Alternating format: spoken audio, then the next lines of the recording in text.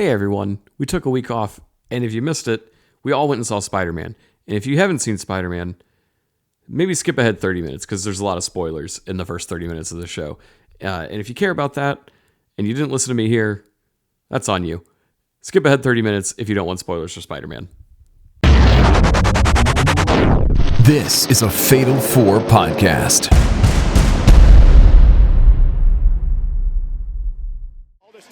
Nobody home. Gunther ducked underneath. All this back to his feet. Gunther misses with a big boot. All this now with an opportunity. Right to the leg. Can he soften it up for the cloverleaf? Nick looks as good as me. Michinoku driver by Nick Aldis. A version of it anyway. Didn't get all of it.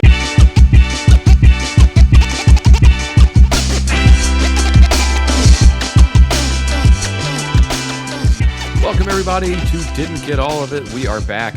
We all took the week off to watch Spider-Man, as you all probably did as well, based on the amount of people who've seen that movie and the amount of money it's made.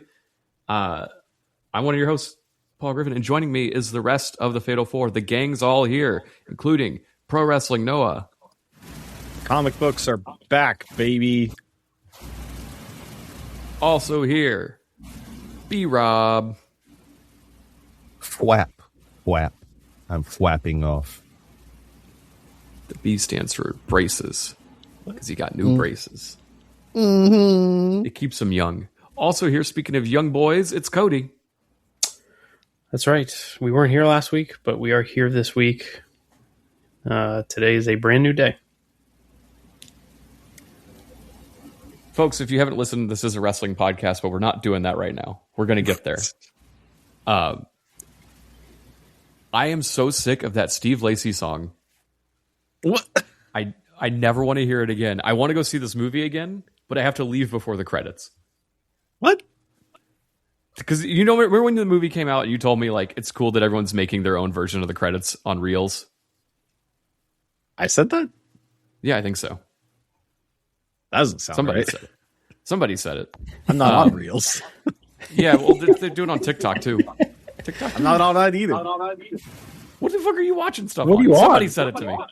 Well, now every second reel is a fucking fan-made post-credit scene with scenes of a city and that stupid fucking song, and I cannot tolerate it.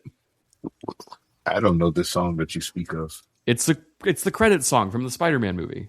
I tune that out. I don't listen. I'm tuning it out now too. I can't take it anymore. It's overplayed. They should have just put Hero. They should have. Yeah. Hero Back when there used to be comes good in, Spider-Man music. Not gonna stand in the way. I had the first two Spider-Man soundtracks on CD and listened to the shit out of them. I remember calling the local radio station in Houston and asking them to stop playing Hero because they played it so much. I actually got through to the DJ and he answered and I'm like, hey, I have a request. Can you stop playing that shit? You cut that shit out. Paul just hates fun. I did at the time. That was kind of my whole personality. You still kind of do. That's a good transition for something that's been irking me all week. Huh. Everyone hates wrestling. Yeah, it's not good. Well, I got to stop browsing Reddit. That's the real problem. But That might be it. like these people that are podcast people specifically, the ones that are like the popular ones that have to watch everything and talk about everything and put up They gotta have a fucking take. YouTube. They always have to have a take. They have to have a silly face in their YouTube thumbnail. But like, is it Brian Alvarez? I don't like that guy. He hates everything. Just quit, dude. Go get a real fucking job and quit podcasting. Get out of here. Like for real. Like when I see his face, I want to punch it. He has a very punchable face. Like It's welcoming a fist. I don't know what it is. It's just because I think I forget what the fuck they was talking about. That's how much I cared. But damn, he was saying some shit, and I was just like, "Who the fuck is this guy?" And it like my blood pressure went up, like literally. I was like, "For real, I want to hurt this guy." I think it irks me because there's so much in wrestling that is actually like decent and good that you don't have to fucking lose your mind over stuff that really doesn't matter next week. like the amount of stuff that these guys get so angry and worked up about is very, very silly. I was listening to Post Wrestling, another podcast, who I used to genuinely like. They John and Wade came up from Live Audio Wrestling, and they used to be like the positive people on that show. And even now, like everything they say is so cynical. It's like, just give it up, guys. This dude used to wrestle? Who, Alvarez? Yeah. Yeah, he does it sometimes. Well, I don't like that either. I don't know. I know this is rich coming from me, considering how the old podcast was, but like, it ain't worth it. Watch things you like and then stop watching things you don't like. Unless you have to talk about them here. Yeah, well, nah, that philosophy does not change. Don't get them highlights. Shit. Call it a day. Yeah, this guy's a 3rd degree black belt and a green belt in some kind of martial art that I never fucking heard of. So I'm probably gonna have to shoot him. I was gonna say, you can still punch him in the face. You can't just say that on a podcast. I mean, I don't mean it. He means he's gonna take his picture with a camera. Joking. He's gonna take this picture with a camera. Yeah, he's gonna take my finish. You're gonna finish on him. Jesus. I don't know. You're on the like, finisher. Cody, for example, was doing this with Spider-Man last week. Oh yeah, Cody and his bad fucking takes hated the Spider-Man movie. Excuse me. This is the correct take. It was not. You were getting all worked up because you want your stories were. with. You want fucking Rhino in the story. Well, guess what? You want Rhino in the story? Go read a comic book. Go play a video game. He's in them. So here we go. I don't give a fuck about what Cody talking about. Noah, let me know what you feel about Spider-Man. I liked it, except Yay! I liked. Well, yeah, except. Well, I mean, like I liked that it had like a distinctive voice. Like the director that they got for it was like making choices. Tom Holland actually had 2 distinct voices in this movie. That's true. Because he put on a fake cop accent when he talked to the cops, and that was really fucking good. That's 3 true, of you is like inner spider log or something. He got very New Yorky at some time. I mean, but that's consistent with Tom Holland. Tom Holland very notoriously has like 2 to 3 accents per movie he's in because he can't. He's a voice guy. He can't figure it out. He originally did that in Civil War when he was talking to Cap that little bit. Yeah. But I liked it. Of course, I have issues with the 3rd act, especially the parts where it kind of stops being a Spider-Man movie for a little bit. Yeah. But other than that, I liked it a lot. Like the first like 20 minutes where it's like, the big montage and TV on the radio was playing, like I was on top of the world. Like for real, like some of the montages and all the other stuff. Like I like that they did the flashback to the OG comic book pages and everything. That was pretty cool. Yeah. And but like for real, looking at the action and the way they moved him around in this space reminded me it reminded me of the video games. Exactly. Well, that's what they've said. That's what the director said. They got inspo from it. Yeah. Because I was looking at, I was like, that's from the game. It's just Spider-Man on the screen. You're like, he's in a video game. I recognize that guy from video games. No, but he did like shit that was the guy from Fortnite. The video game. It's the guy from Fortnite. I do hope we get something interesting in the next movies. Like, I would love to see more of Tombstone. And yeah, I think it would be really cool to explore if they have to do the symbiote bullshit, put it on Scorpion. And let's go that route instead of introducing an Eddie Brock, because who cares? I fucking care. Eddie Brock's the best. Oh, then go read a comic book. And I'd like for somebody to play him that isn't Topher Grace. Or Ed Hardy. Tom Hardy. Ed Hardy in his fucking t-shirt. How about Matt Hardy? No. You could slap a all Hardys suck. I would rather, if they have to explore a symbiote, I'd rather they explore Carnage than Venom. Because that's an interesting character, because it's just an evil guy. Have it be Paul? Do you know about Flash Thompson? Flash Thompson Venom. Well, we can't do Flash because Flash is goofy. Flash in these movies is a dweeb. Yeah, he's a we different can't guy. do that. But he wasn't even in this movie. He needs to have okay. an arc where he Maybe goes he comes back all buff. Yeah, he goes to the I military. legit thought Flash was the guy that Zendaya was dating at the party. Mm. I did not know that was not him. Oh, you got the face blindness, huh? I haven't watched the other ones in a while, so I honestly don't even remember what he looked like. Well, not like that guy that you thought he was. All right. Yeah, I'm aware of that, but I also Cody was mad that this was a jumping off point for Sadie Sink and her mystery character that had to be a top secret. No one could know.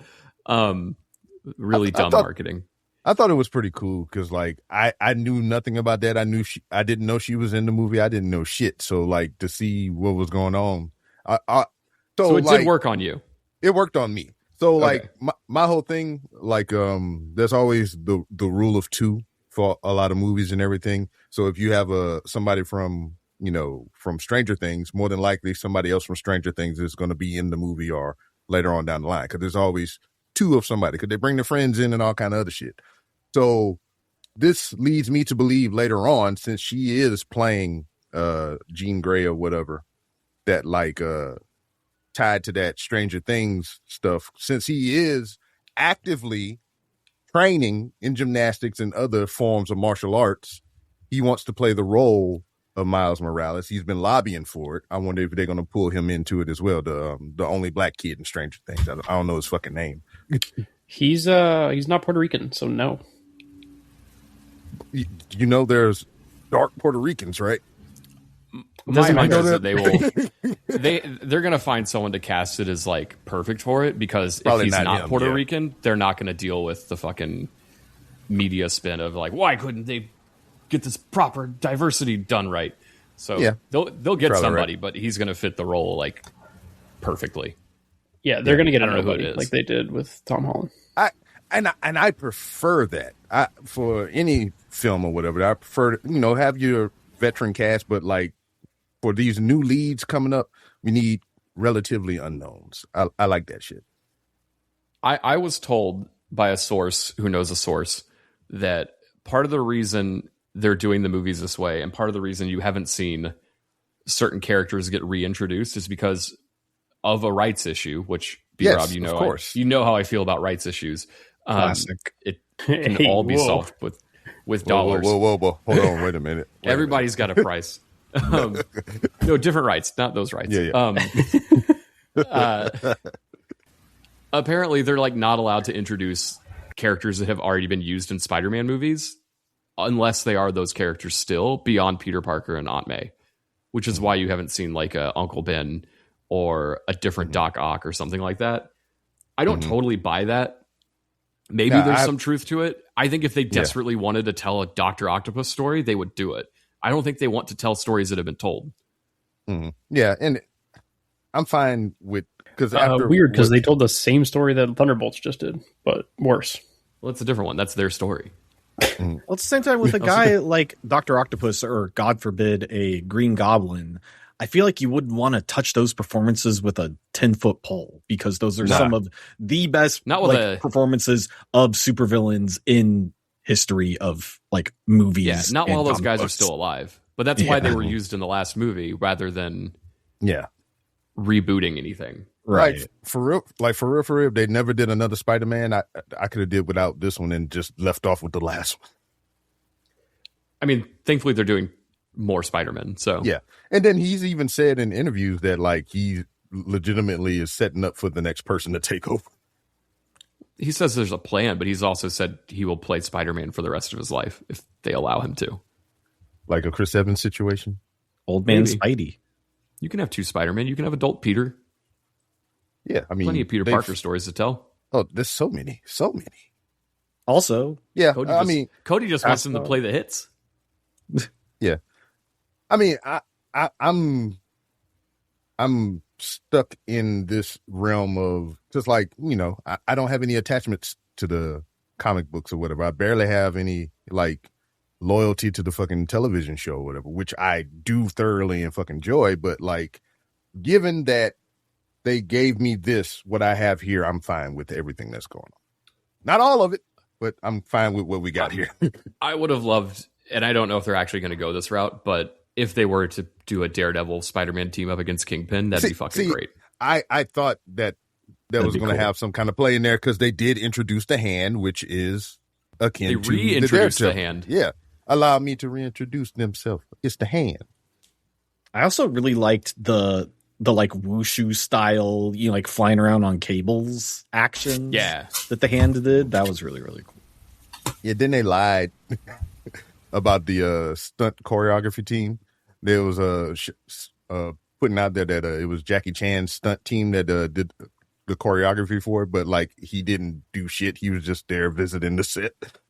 Yeah, it's fine. Huh. The only thing I didn't like was that the bad guy got away. In passing, they're just like, yeah, he got away. You're like, Yeah. Oh, okay. What do you mean, she got away? She's not the bad guy. Yes, she fucking is. Did you? No. Oh my god! Didn't you watch the movie? She's misunderstood. Didn't you watch the movie? Yeah. She's a horrible person. Why would I ever root for her? She walked an old man into traffic. Hey, have you been to New York? Some of them should. That scene on the rooftop was unforgivable. What? She just like sexually assaulted that guy? I mean, yeah, but also like tried to kill MJ. Like, no, this character is unredeemable. She wasn't going to die.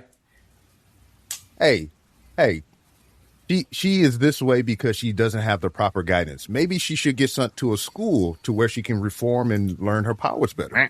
Also, Jean Grey's kind of a cunt. So, like, Jesus Christ. Doesn't she become like one of the biggest supervillains? I can't. Yes. Am I wrong, Noah? Noah just fried his circuits. It's 2026. You can say cunt. Can you though? Most of the time, it's proper a term of endearment context. now. I'd say like it has to be in proper context and I maybe think it was certain types of people. contextually accurate. I mean, that was pretty proper. I think we got an episode title. Jean Grey is a cunt. No, we used to be a proper cunt. God. I am not a fan of the hard C. That's all I'll say. What a nice boy. No. I did love that. Here's the thing I have to ask: should we put at the beginning of this show like a spoiler warning? Yes, Probably. Yes. Here's my thing about that. It's 2 weekends past. If you really cared, you'd have seen it already because it made $500 million in America and over $1 billion worldwide. Like, if you really wanted to see it by now and you didn't want spoilers, what are you doing, man? Mm-hmm. And it's 2 weekends past. You done missed your window. This is spoiler territory. I mean, there are probably people that are like, I'm going to go see it on Saturday, which, like, don't listen to this part of the show. And it's probably going to be in theaters for like another 2 months. Like, there'll be people seeing it in theaters. Maybe I'll put a stinger at the top and tell them when to skip. Yeah, we're 24 minutes in. I mean, you've had ample warning. Yeah, you could have figured out by now if we were spoiling it or not. As we recount every little thing. It's happening. God, It's a good movie. The people that get mad about spoilers, I don't have patience for it. Well, I mean, I just like to be genuinely surprised. That's like B-Rob doesn't even watch. He's afraid to get spoiled by trailers. B-Rob, are you going to watch the GTA 6 commercial on Netflix? No. Because you want to be surprised if it ever comes out? Yeah, that's what I'm more surprised about, if it'll come out or not. You're like, oh shit, do you know there's a new Grand Theft Auto game? It's 2028. Yeah, it's just like, all right, you get in car, you steal said car, you punch hooker in face, and then you do crime. I mean, it's nothing to It's spoil not how I there. play the game, but okay. Yeah, you drive like I did drive that the for speed a long limit. time. Yeah, exactly. I don't run red lights. I did that for a long time. You guys know about role-playing servers, right? Yeah. Oh yeah. I heard of those. Yeah. Mm-hmm. There's a YouTube that I'm getting served a lot of. It's definitely like to calm down and go to sleep to, but it's a guy just driving around the current Forza game with like kick-ass graphics and really like music to fucking sleep to. Mm-hmm. I'm like, I kind of want to play that game, and then I realized I would not play it. at all. Does anyone else listen to videos when they go to sleep? No. Because I also do that. Absolutely. I listen to my snores. Like a good mukbang when I'm trying to sleep. What? I don't know if I want to experience misophonia as I'm going to sleep. What? Mesothelioma?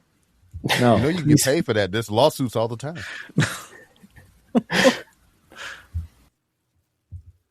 Cody, you seriously have like corn dogs smacking in your ears when you're trying to go to sleep? Yeah, it's great. That's why he wakes up wanting to eat 6 hot dogs. Yeah. That's his fetish. I do this thing where I only go to sleep when I'm tired. So as soon as I get in bed, I pass out. Well, you see, that's what I do too. But I put a video on of a guy talking about Spider-Man video games for 4 hours, and I fall asleep within the first 10 minutes of that 4-hour video. That's usually how it goes for me. I don't even get that far. I will scroll reels until I can't take it anymore, and then I just go to bed. Most of them are to that Steve Lacy song, which I cannot stand. Wow. Full circle. Anyway. I like Paul, that movie. I hated it. Paul, if you need a reminder as to what the guy who played Flash Thompson looks like, just watch the new Chris Hansen movie. He plays a pedophile. Oh, cool. Yeah. What? Why is there a movie about that? I don't know, but it looks fucking sick. Trailer came out today, A24. Yeah, Robert pedophilia Pattinson. is pretty sick, Cody. Nope, that's not what I said. Oh, so you like pedophilia? Nope. Because I said it's pretty sick. Like, gross. But you said it's not. You said it's actually pretty good. Clip that. Let the AI do it. Stop manipulating me. Oh, see, now we're just telling the story from Spider-Man again. I'm in his head. Yep. Making him say things he doesn't mean. Now I'm going to make him kiss B-Rob. Oh, no, don't do that. It's okay, he doesn't know. You might cut his lip on my braces. I did love that scene where Peter's like, sorry about that. Fuck me up, man. Also, did anyone catch that she was wearing like the Gwen Stacy fall to your death coat? Uh-huh. I thought that was, I thought there was some really subtle stuff. That was like that was done on purpose.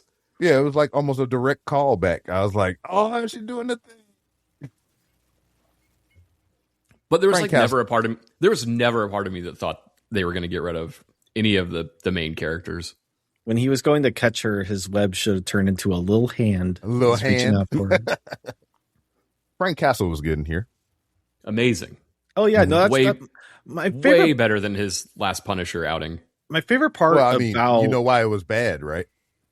Because he directed it. Exactly. He's a dummy. my favorite part about all the characters that show up in this is like I feel like for the longest time, one of the biggest complaints about Marvel movies is like, oh, what's this person from this other movie doing here? Like it like makes it feel like a less distinct, movie about this character. But in this, I feel like all the characters that showed up had a reason to be there, and it legitimately just felt like a team up issue of a Spider-Man comic, like in a good way. And yeah, I mean, and they in the same area most of the time anyway. They got issues and stuff together. I They appreciate all they have reasons explained to why be they there. weren't around. Yeah. Yeah. Because like I said, once again, I thought Daredevil was going to have some role in this somewhere. He's in jail, B-Rob. You got to watch the product. Also, also the other thing. I didn't finish that. I haven't seen any Punisher media from like the MCU Punisher. So when they were talking about Staten Island, I just assumed that was something we've seen, but apparently it's not. Like that was it's just like the Budapest thing. Yeah, Budapest. Yeah, Budapest. that's really cool. I think that's really neat. I wonder what they did. I don't know. They'll do a side thing. I hope it's really dumb and they do reveal it someday, and it's just like him choking and Spider-Man gives him the Heimlich maneuver. And he's like, I saved your life on Staten Island. You owe me. You owe me all. You got to go and help me kill some people now. Choking on some shawarma. Yeah, did you see the little side movie that kind of led into Shang-Chi, where they had the dude that played the Mandarin? How they showed him in jail, and how the 10 rings came for him or whatever because he was they tried their name. They tried to like retcon that like, oh, the Mandarin is actually a real supervillain. Yeah. It's like, okay. But they weaved it into Shang-Chi. Yeah. Yeah, but I don't think they didn't have the Mandarin in Shang-Chi though. No. They just had the 10 rings. Yeah, they did. He was in it. I don't think he was. Like Ben Kingsley was in it, but like the real Mandarin that we haven't technically seen yet. Yeah, the Asian guy, he's like the head of the organization of the 10 rings. Yeah. Well, not anymore. Well, yeah, because he caught the dead. Yeah. That'll happen. Should we talk about wrestling? You guys want to do that? No. Yeah. Cody, I think you need to give this movie another chance now that you've gotten it out of your system and you can go in and now that you know what you're getting into, you might like it more. Or Cody could fucking infiltrate the goddamn conglomerate corporations and shit and fucking get proper rights back so they can actually do the stories that he wants to see. He just wants to see the stories that already exist. No, I want a Spider-Man movie. I don't want a fucking X-Men movie. I didn't. It's not an X-Men movie. I got one for like 45 minutes, and that was it. No, a little more than that. You know how long this movie is? Like 2.5 hour movie. That's another one of my problems with it. Movie too long. I liked it. I didn't want it to stop. Me neither. As soon as at the end when she's on the bus, I'm like, all right, let's just get to the next movie. Where's she going on that bus? Yeah, give me more. Maybe she's going to a school or something. Maybe. They haven't cast everybody for that yet, but boy, are they working on it. Every day, somebody else gets cast. Yeah. Sadie Sink, by the way, terrible actor. She was really bad. Nah, really, really bad. I thought she was fine, but I thought the hype was overblown for sure. Like, everyone's like, oh my God, she's in this. I'm like, who cares who she is? This is like a Stranger Thing. Big deal. No one in that show can act. Yeah, as someone who's only seen like a season and a half of Stranger Thing, I did not recognize her. I don't think she was in the first seasons. I think she showed up like later. That I makes think sense. the whole thing, she came in like season 3, I think.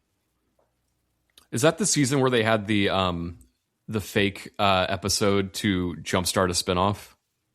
What do they call those? Pocket pilots or something? I used to play with those. Little pocket pilot. What is it? It's like something pilot, but it's like a secret pilot in a show. Stealth pilot? I think so. Like they did one in The Office for the fucking Shroot Farm, and they did a bunch for Married with Children, and they're like the worst episodes ever. But there was that one where like 11 just meets a gang of people who have her powers, and they're all like street thugs, and it's like the lamest shit ever. Yeah. And then they just never talk about him again. Oh no, they paid that off in the end. Oh, good. Yeah, I don't care. The leader of that roaming gang of kids like was a pivotal part in the finale. Roman gang, not Roman, roving. I was gonna say, I think that's just called the Bloodline. Yeah. Roman gang. Wow. Well, folks, this is your fucking Brian Alvarez. That was your warning shot that we will be taking a quick break, and when we come back, we will talk about wrestling.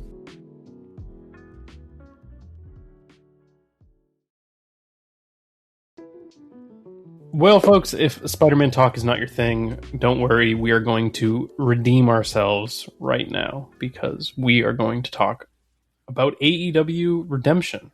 You guys remember that show? That was a couple weeks ago. Yeah, anybody watch it? Yeah, it did happen a while ago, but I had thoughts on it, and we didn't get to talk about it. So, yeah, let's talk about it. What, they didn't have enough AEW people in it for you? There was too much AEW people, arguably. I will say, up top. You know, it's a rights deal, right? That's why they did it like that. What? They have too many rights, is what B. Rob is saying. Okay. We need to take some of them away. I will say, up top, there's probably too many people on the right in AEW, but no one wants to talk about that. Nobody wants to talk about that. It's only WWE.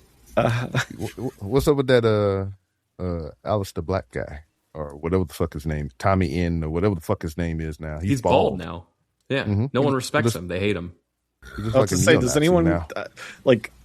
No offense to Mr. Black, but does anyone care? His name is B-Rob. No, you can't just call him. No. Call him Mr. Black.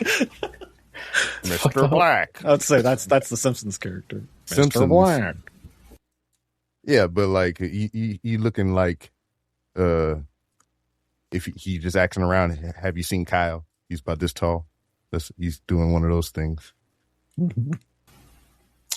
What? You know, I had to give you visual reference. What are you talking about? I have no idea. I have no idea what this reference is. None of us know what P-Rob's talking about. No, look. You know, have you seen Kyle? He's about this tall. You seen Kyle? What is Who's that? Kyle? Are you talking about Cool Kyle?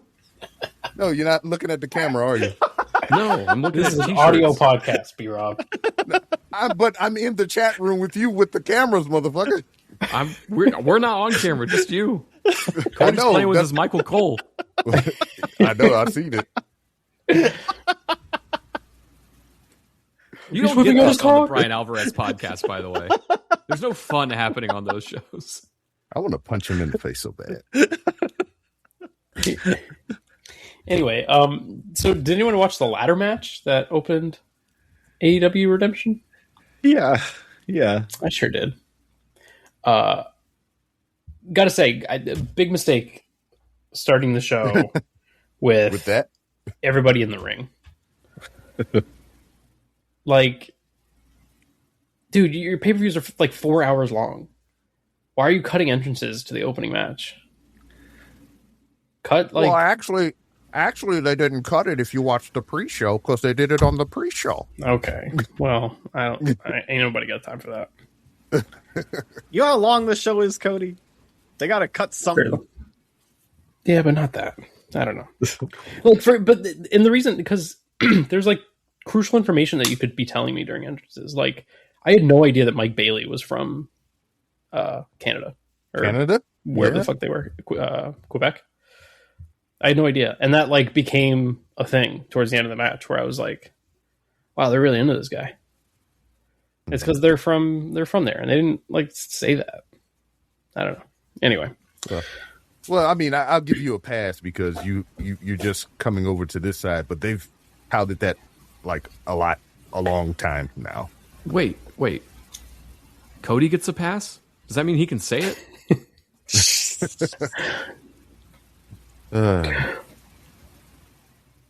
No. Not on a podcast.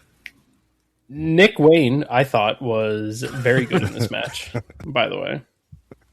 Oh, yeah. He was the real been MVP.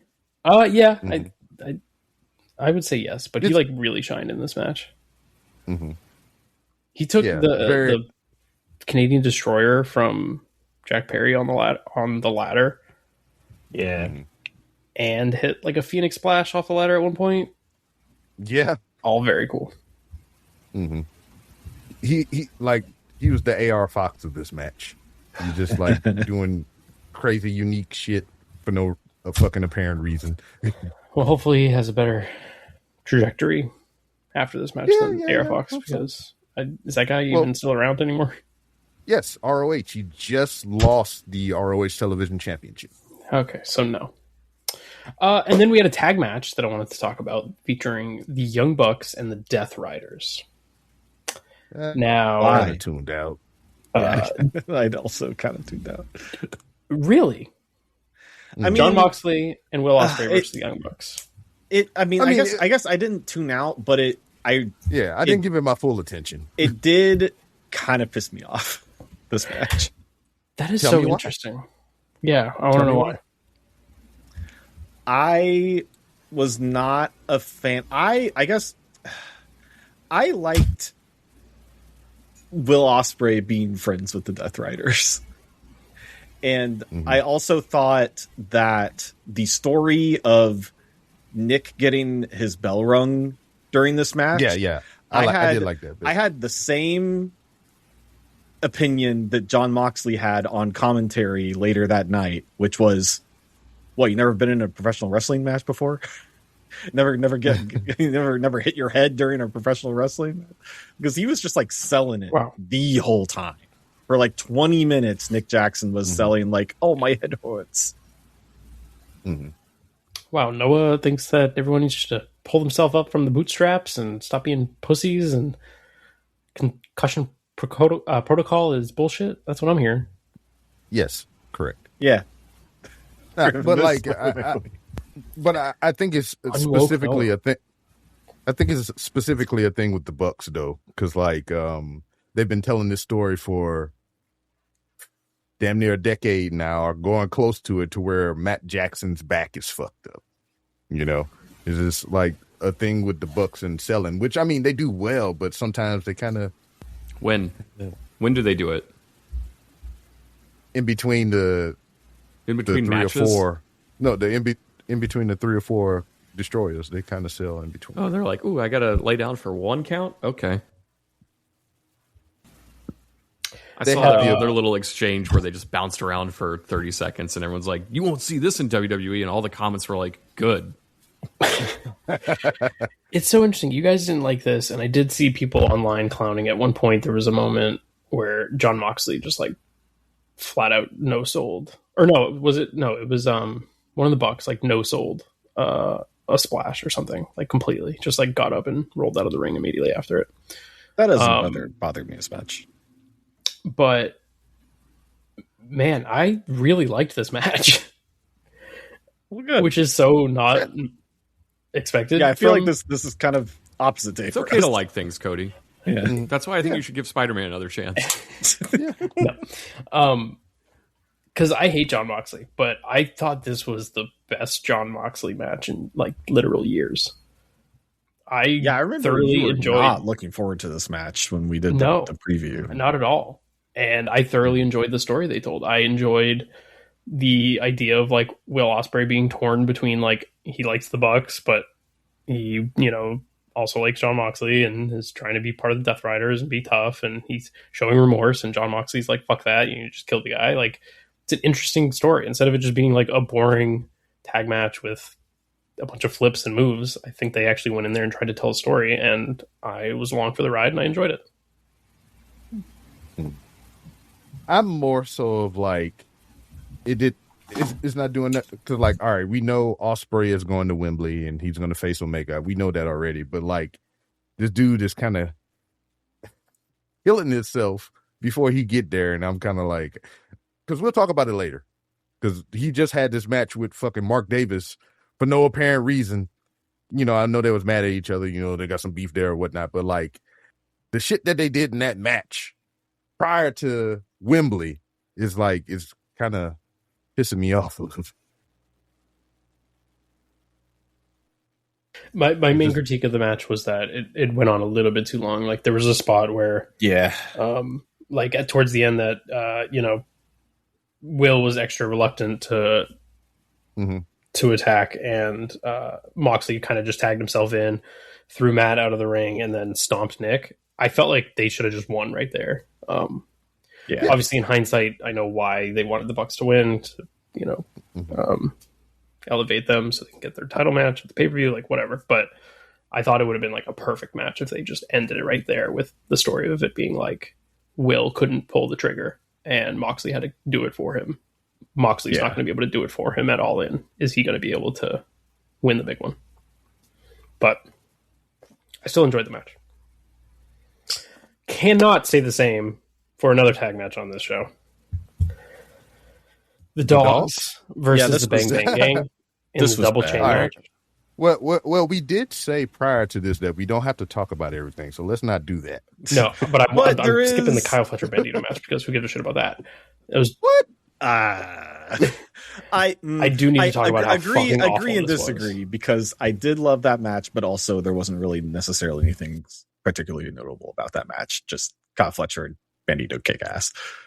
But yeah, I feel like there is something important to talk about in the Dogs versus Bang Bang Gang, because there was a notable injury that came out of it, probably. Yeah, they fucking dropped Jay White on his head. Yeah. That was horrendous. This match was so painstakingly boring. Like, this match made me realize that wrestling crowds suck, because when was the last time we had a boring chant in any company? I genuinely cannot recall. Yeah. People need to more recent fucking than we think. people need to speak up when shit is bad. This match was so bad. Like, the crowd was dead silent. They should have been chanting boring and letting these performers know that this fucking stunk out the building. It was. I kind of felt like this crowd was kind of like that throughout the show too, because I just remember it feeling awkward at times, just like throughout the whole card, not just this one. They're very polite. But it started with this match. You could hear a pin drop, and I think a lot of the stuff on the rest of the card suffered. Like, I felt like the TBS title match suffered, and some of the other stuff. Like, this was so boring. I could not believe it, and I was like, only woken up at the sight of Jay White nearly dying in the ring because he was dropped on his. And that was just like a simple scoop slam, right? Yeah, when he got dropped on his head. Yeah, that's unfortunate. And also, like, I don't think he's like injured, but reports have come out that he's banged up, I think has been the verbiage. Well, I mean, he's a part of the Bang Bang gang, so they get but yeah. Also, like, I don't know. I was kind of excited for the, gimmick of a double chain tag team match. Not me. Yeah, No, this was just really a nothing burger. As soon as it was announced and it was going to be this collection of people, I was like, nah, fam, it's not for me. Yeah. I'm not in on the dogs. What them dogs doing? I don't like that. This was not the only worst match of the year contender from this past week. I'll say that, but man, that's for another segment. Yeah. How about Chris Jericho and Tommaso Ciampa? You guys want to talk about that? No. Nope. I just really wish that Nope.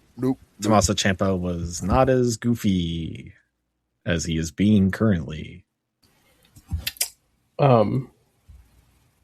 Guys, don't kill me, but I liked this too. How? Yeah. It was silly. It was fun. I liked it. Fucking Painmaker. I like Cody is making a name stuff for himself this week by hating Spider-Man, loving the worst things about AEW because they're silly and fun, and then we'll hate Danhausen later.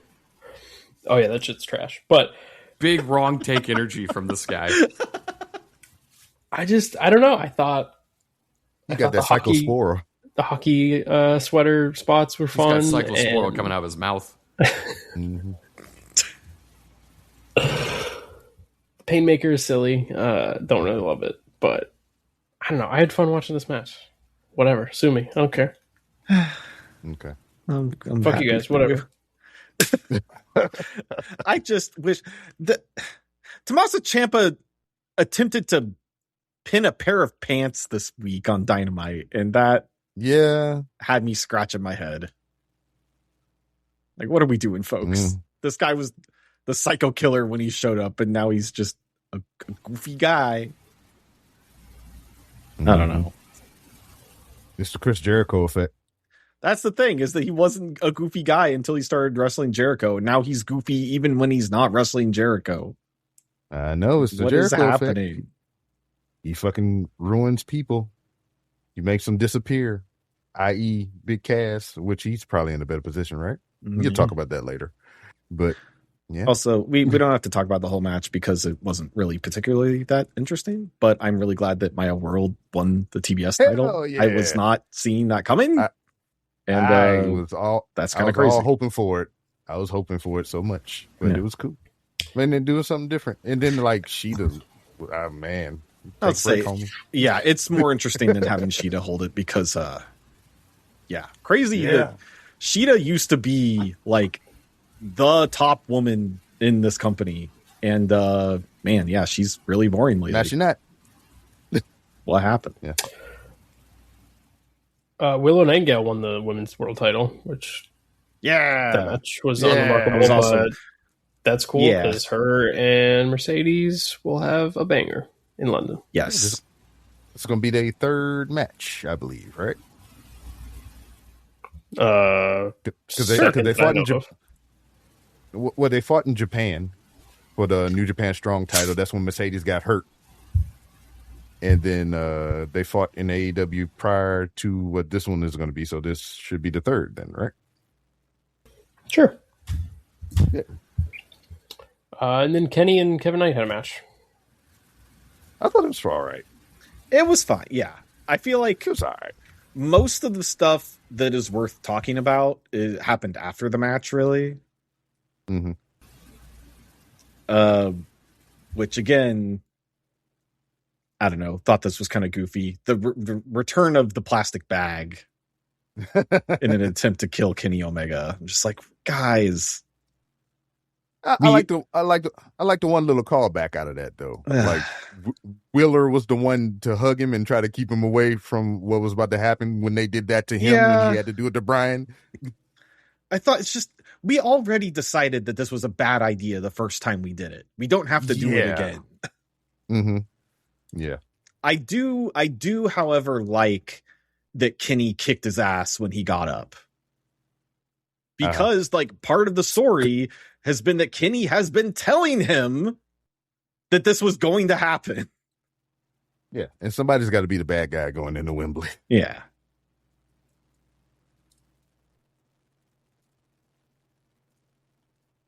But yeah, I don't know. I've been enjoying the Will Ospreay, becoming a Death Rider story. And I don't feel like that they executed, pulling the trigger here as well as they could have. I don't really know what you would do differently, but I don't know. Just that this conclusion is kind of not doing it for me in the way that I hoped it would. Yeah, because like he's out there fucking killing himself, doing all kind of crazy wild shit all the way up until Wembley, and where the fuck is Omega? Yeah. So I would say that, like, out of all of the pay-per-views that have happened this year for AEW, I think this might be my least favorite. Mm-hmm. Mostly because, like, I feel like all the other pay-per-views, there have been matches that I've walked away thinking, like, that's, like, at least one of those matches is a potential match of the year contender. And I didn't really feel that way about any of the matches on this card. Not to say that there were any, like, well, maybe one or two matches that were actually pretty bad, but there wasn't like, any like throw it in the garbage per se matches, but there also wasn't anything that like really, blew me out of my socks or whatever. So yeah, I'm excited for All In though. Yeah.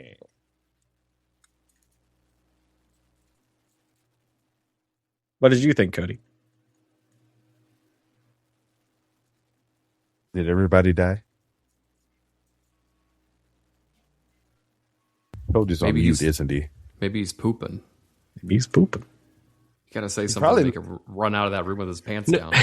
No, sorry. There, I think one of my neighbors' like fire alarms going off or something like that, and I don't know if you guys can hear it, but tell him change the battery. At least it's just a fire alarm. No, my neighbors are white. It's not a battery issue. Anyway, I thought crazy. I thought at the time my neighbors fired off some guns while I was recording a podcast and almost like went through my fucking wall. No, what that happened when that happened on the last podcast. The people across the street from me got into like a fucking shootout in their apartment, and like there was bullet holes like in the wall on their side, and they hit like the stair rail outside of mine, and I'm like, hang on, I got to stop my recording real quick and go see what's going on. And yeah, it was weird. Cops came, there are helicopters all over the place, and I'm trying to talk about Raw over here. Trying to record a podcast. You guys keep it down with your guns. And I talked to the leasing office like a day or two later, and they're like, yeah, we think there are rappers or something. And I'm like, what does that have to do with this? It's literally what they said to me. That's crazy. Like, they can rap and not shoot people. I thought Redemption was fine, mostly. It had some good matches. It had one of the worst matches I've ever seen. But either way, it was far too long. I will say that after every AEW show. Oh, I would say that's every AEW show. Like, again, I watched this in pieces. It took me 3 days to watch this show. Sure. And doing that, it's fine. But like, man, I cannot imagine paying $60 and then sitting there for 5 hours and watching this live. I'm inviting someone over to watch All In with me at the end of this month. Oh, so it's a sleepover? All In is in England, and it starts in the middle of the day, thankfully. Yep, and it'll be done in the middle of the next day. But it will be their first AEW experience, so I am prefacing it. I'm warning them, saying like, hey, maybe show up like an hour after the show has started, because I don't know if you necessarily will want to stay for like 5+ hours of wrestling. That's are up to they a you. wrestling fan, or are they like they've first experience altogether? They've literally only watched 2025 Royal Rumble. That is the other show that I've had them watch. But I've told them about AEW and they seem interested. You have some nice friends. His favorite match from the 2025 Royal Rumble was Kevin Owens and Cody Rhodes in that ladder match. He liked how fucking ruled. Yeah, he liked how much they fucked each other up, and I was like, well, if you like wrestling where they fuck each other up, let me tell you. Watch these guys drill a hole in each other's head. Exactly. Lame. This friend is also we share a love of like, very harsh death metal kind of music, so I feel like AEW might be more up his alley.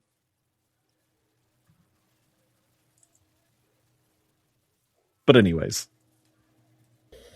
Well, I'm going to go up the alley and check out Chumba Casino. Oh. You guys don't have any more Dynamite to talk about? Oh, yeah, they went to Mexico. Mexico. The Mexico show was fun. AEW from Mexico. Is that an avocado joke? It is. Yes. All right. An avocado. Thanks.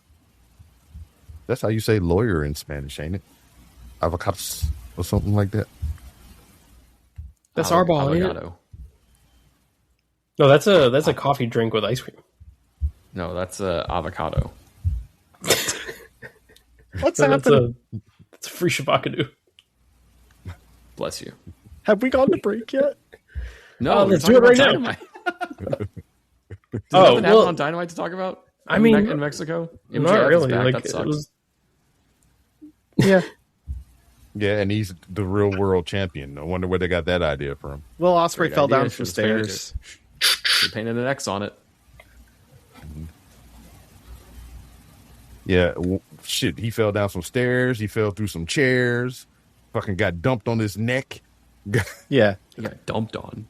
The matches were good. Yeah. But yeah, I don't. Nothing like super notable as far as like forward momentum for the show necessarily happened. So yeah, Kyle Fletcher and Bailey had a match, and people kind of talking about it was slow, but I think they was kind of do a little Mexican style that they're not really versed in, so that suffered a little bit, but it was an all right match. Yeah. All right, I guess we'll talk about SummerSlam after this break.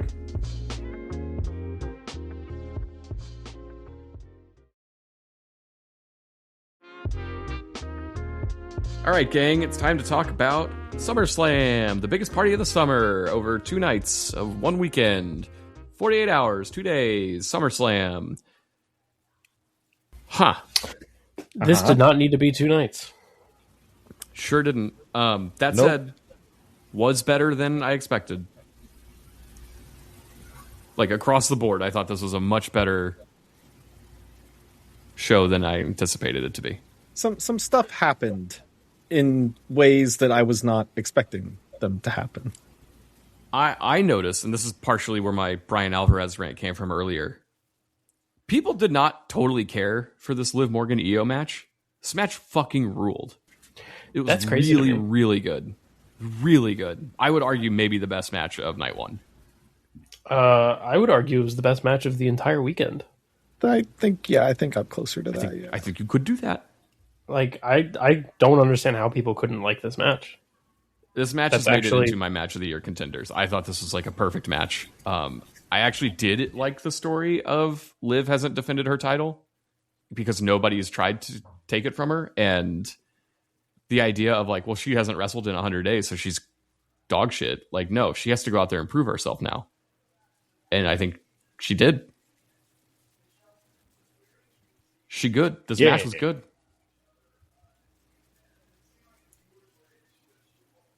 Yeah, Suck it, no Brian arguments. Alvarez. Dumb motherfucker. Go watch something you like. What else is on this show? Nick Aldis wrestled, as you heard in the intro. Certainly did. Oh, yeah. Yeah, which, by the way, one of the funniest intros we've had, because if you watch this, he didn't mess up at all. He hit a perfectly fine scoop slam. And Michael Cole, for some reason, decided to call it a Michinoku driver, and then tried to like cover it up by acting like Nick Aldis didn't get all of it. Which, I mean, I still appreciate it anyway, because he gave us a cool intro. Sure. Thanks. I know Michael. we're at a point in time where like Michinoku driver is just the name of a move. But it is interesting, like, how many people know who that's named after and why? I do. But then I also was like, when I was watching in 2002, I didn't know who the fuck Luthez was. So like, I just thought it was a Luthez press. I don't know what that means. So I guess it doesn't really matter. But it's just the move Austin does. Yeah, they just call everything a Michinoku driver. I think most of our intros do come from someone yelling Michinoku driver and then someone yelling didn't get all of it right after. Like, there's been several, especially Corey Graves does it. Maybe no one 'cause actually the knows Pentadrive- what a Michinoku driver is. Yeah, because the Penta drive is a Michinoku driver. Is it? Kind of? Well, no. Like, so, like, Yeah. setup is different, though. Yeah. Whatever. I liked this, and I kind of hope Nick Aldis wrestles again. It sure seems like they're setting up a him and Sami Zayn match. No, They they like said later on in this weekend that this was his. He's right like, back he's at retired. commentary. I don't think that's the case, but they definitely put him back into the GM role, and we're like, yeah, I said good commentary. Yeah, GM. Good that you stepped up and fought Gunther, but get back to work. Which, fine. And I think the moment after with him and Mickey in the ring with their kid, who Noah named... What'd you call him, Noah? What I call him? You called him Nerd Aldis. Kid. It was funny. Yeah, nerd. Nerd Aldis. Can't say cunt, but can insult the kid. A little shrimpy kid. I don't know. with I thought this glasses. was good, but this was very much like Nick Aldis wrestles like Create a Wrestler 1. Like just the most generic move set of all time. Don't want to go too just- crazy. I think that's just how he wrestles. Yeah, that's just how he wrestles. Traditional British wrestler guy style. Yeah, he was good for a guy who wasn't in there for 3 years or since whenever that Cody match was at AEW. Yeah. I guess it wasn't AEW at the time, but yeah. And they really hyped up his lore, which I appreciated. But like the crowd knew his spots, which I was fascinated by. Like I think he locked in a cloverleaf at one point and they popped for it. So Yeah. there's something there. He'll wrestle again, I think. Where was this? Minnesota? Yeah. They Got just to really come out to Oasis, which will probably be edited on replay. Oh yeah, Wade Barrett was flipping the fuck out for that shit. My hot take is I don't really think Oasis is that great. We'll edit that That's crazy. We'll edit that out. They have I'm with Paul. They have one good song. Okay. Now we have to keep it in. We have the No, power. I'll edit my part out. I'll edit my part out still. it just won't make any sense. We don't have to let people know about this. CM Punk and Cody Rhodes was slower than I thought it would be. Yeah, this was like a little disappointing. I was really looking forward to this match happening eventually. And I thought it picked up, but it took a while to get there. Yeah. I don't know, but just both these guys have had much better matches like this year. Yeah. Regardless, though, crazy that this wasn't the main event. Still, Yeah. even in hindsight, Brock had to retire. But he didn't retire after. Yeah, I don't know. I'm not offended by that. I think if they ended the show with this and like Randy Orton, I think I would have left disappointed. I thought the Oba Brock finish was way stronger. No. Oh, yeah. Are you kidding me? Randy Orton's big mean- return is much cooler of a go home. Yeah, he's probably injured already. And I like Randy Orton. He's like one of my favorite wrestlers of all time. But like, yeah, come on. No, I also like Randy Orton, but the way he came back in this match had me going like, that was like a perfectly cromulent match we had there, and then that happened. I'm sorry, I what's did the like- word you just used? Do you watch The Simpsons? Absolutely not. Well, there you go. Isn't that like the name of the Alien sequel that came out a couple years ago? Yeah, Alien Cromulent. Alien Cromulent. that has the guy that's going to be Black Panther in that one. They really wrecked the whole Prometheus setup. Ryan Gosling? No, that's No, Ghost Ryan Rider. Gosling's, he's a ghostwriter. He writes stories for people under their name. That's exactly right. Mm-hmm. And it makes his head on fire. He drives him crazy. It's his passion. He loves to write, but it makes him nuts. This is why I should write comic books. Give me the books. Yeah, I guess we're going to revisit this Randy Orton thing with Cody, which fine. Do it. Whatever. I liked Punk's post-match or post-show promo where I don't know if he had any talking points, but he went out there and went on a tirade about how like whoever wants to step to him can get it. And he was like, Randy Orton's mom can get slapped around if she wants. And then he says, he loudly says, "I'm not a pussy." And they did not bleep it at all. They like failed to bleep it. He's like, I'll fuck up Bob Orton. I'll fuck up Randy. I'll slap his mom around. I'm not a pussy. And then they bleeped his next like 3 words. Yeah, because he called her a cunt.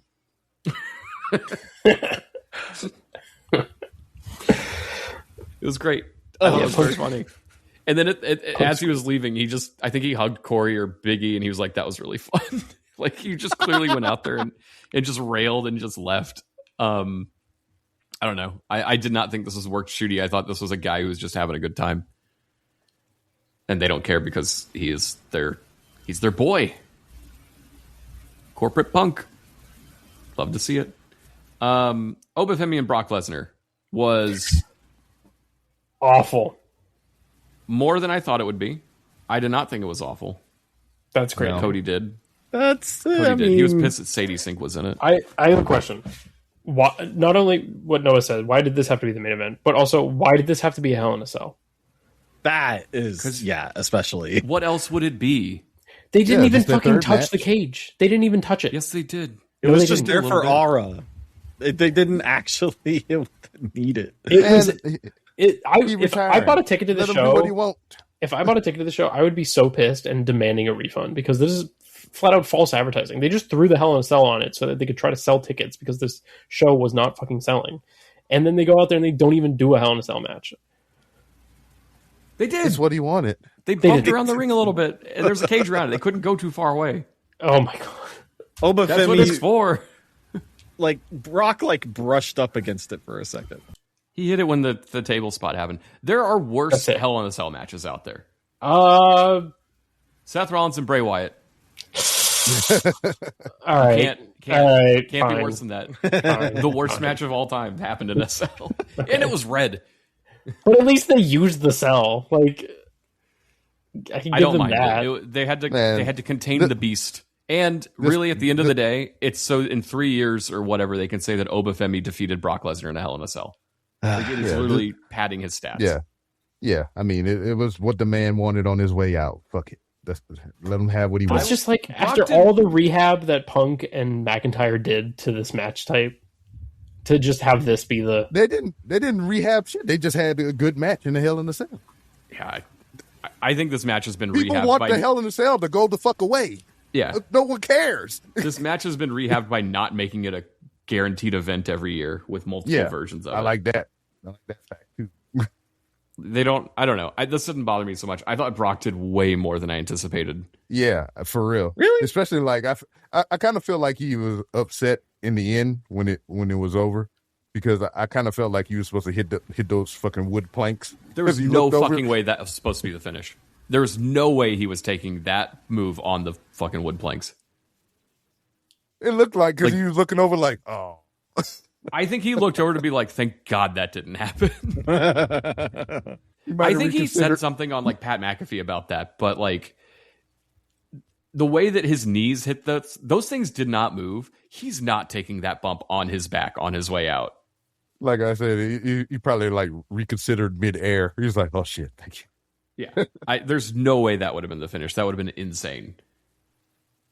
But it would have made, I mean, it still was good, but it would have made more sense because like he did that plunder to him, so he in turn gets the plunder back. Sure. But I also think Oba beating people with his move is good. That doesn't happen enough in wrestling. People should win matches with their finisher. It should not take 6 of them. Yeah. But then there's going to be the whole thing of, I mean, we built this guy up.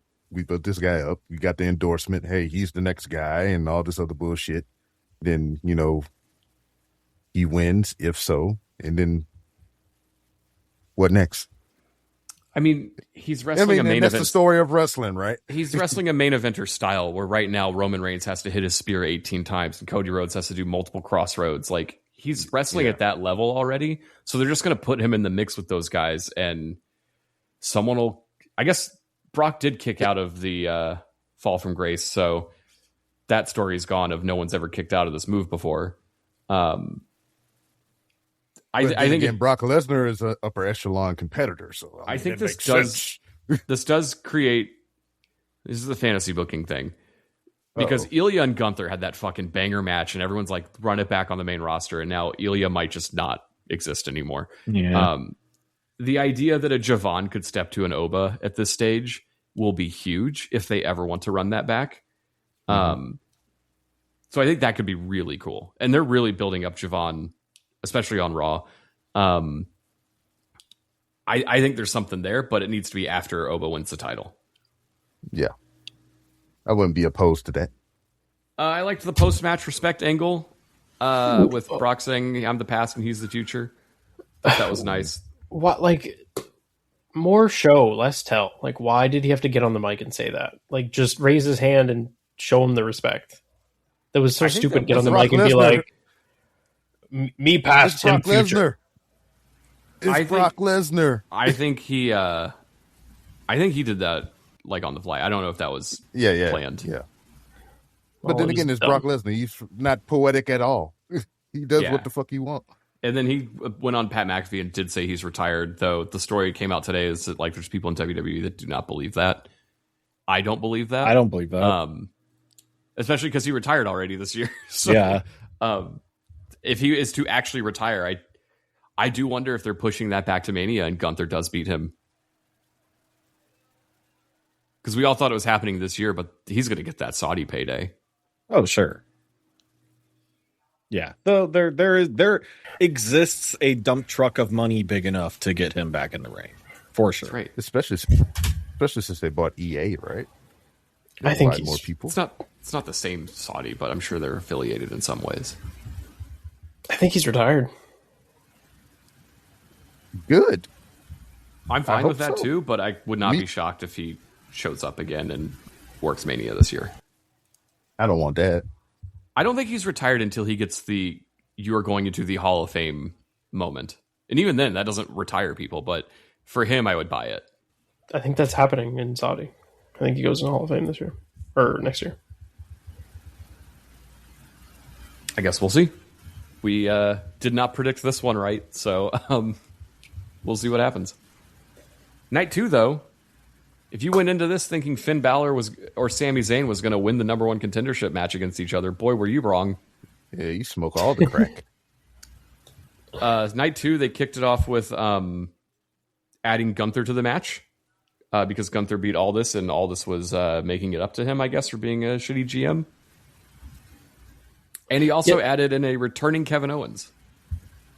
Nah, that was nice. I thought it was so weird that he added Gunther. Like, was there something I was missing, some context or something? Because it just, I don't know. I think the context was like, let's let bygones be bygones. Like, I'll get off your ass. I'll give you this opportunity. Okay. Yeah, they've been squabbling because he was saying he was an inferior general manager and yada, yada, yada, and all this other bullshit. So. There was also, like, the promo where Triple H made him GM again. He's like, lay off Gunther, would ya? Like, it was very odd. But I think that was part of it, was like, let's squash this Gunther, all this beef. It didn't matter, but it was cool. It was a good bait and switch. I thought this was a tremendous match. Like, for a Fatal 4-Way that was seemingly a sprint. It was fine. It was good. I wouldn't say tremendous. Also, just getting to see Kevin Owens wrestle at like 110% after that neck injury is lovely. Yeah. He was going kind of crazy with it, doing like swantons and cannonballs and shit. Like, I mean, he said in his little press conference promo that he was like, they've been telling me to be careful, and I'm not going to be fucking careful. I don't know how much longer I'm going to have doing this, so I'm going to give it 100% every time. And I'm like, that's fair. I think that's a fair way to approach it. There's not many people that come back from a neck injury that are like, I'm gonna be real careful out there. Like, most of them are like, let me drop myself on my head a few times. I.e. Will Ospreay. Daniel Bryan making sure to take the worst fucking bumps possible. But yeah, Kevin Owens won, so we're getting Kevin Owens and Punk next, which could be Hoot. Or it could be like Kevin Owens and AJ Styles, where you expect it to be amazing and they have zero chemistry. I don't know about the match, but I'm looking forward to the program. Yeah. I like that Sami Zayn is just more pissed. I thought, I don't know, the Sami Zayn story I find very interesting. And it seems like Balor is also getting frustrated. There's a lot of good stuff going on with like the SmackDown main event scene, just not enough for me to tune into SmackDown. Yeah, why would you? The women's ladder match was also crazier than I expected it to be, considering who was in it.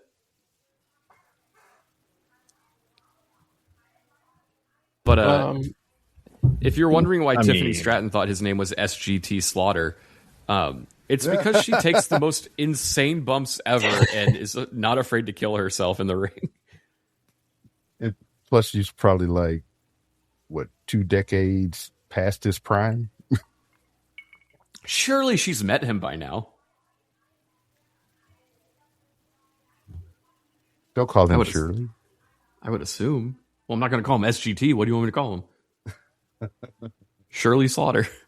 But also, like, how do you just not know that SGT is a common abbreviation for sergeant? You don't have to know wrestling to know that. Everybody don't know that. I know you don't know anything about the military, B-Rob. Yeah, I know.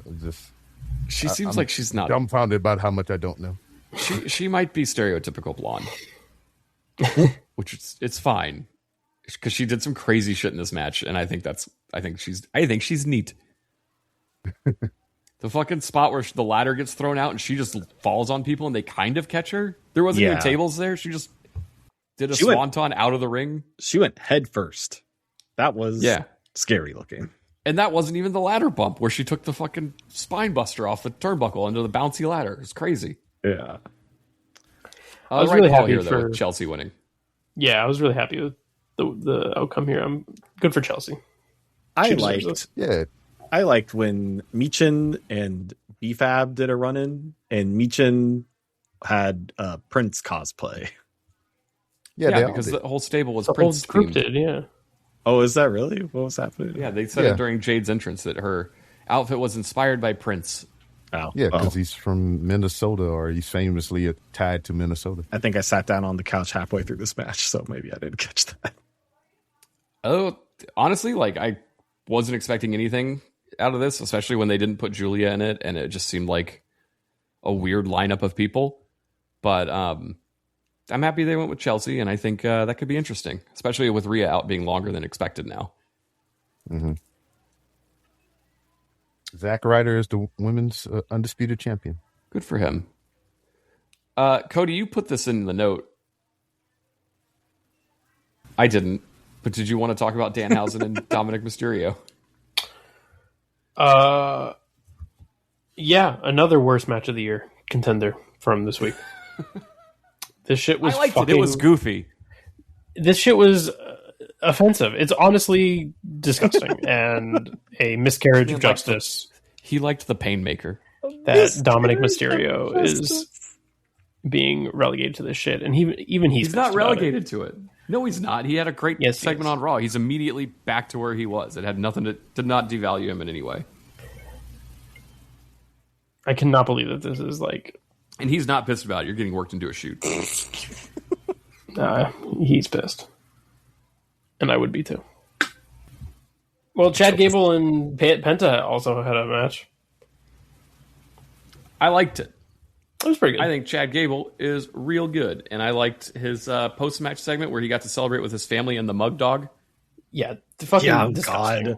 I hate this company. I cannot believe they cannot do a single fucking thing without shoving ads down our throat. It's horrible. Every single match has a sponsor now, and they have this heartwarming moment with Chad Gable and his family after this match, and fucking mascot comes out.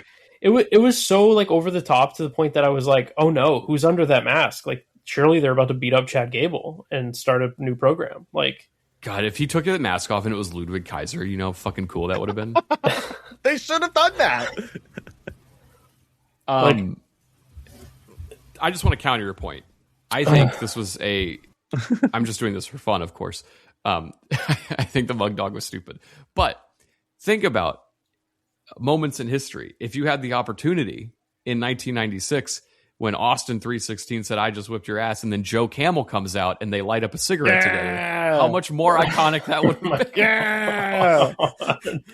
Just a leather camel mask, like that fucking leather horse mask, with a leather jacket on, and they smoke a cigarette together.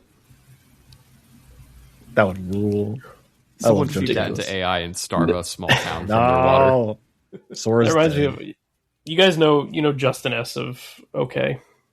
Yeah. He posted. He used to listen to us. I don't know if he does anymore. Yeah, shout out him.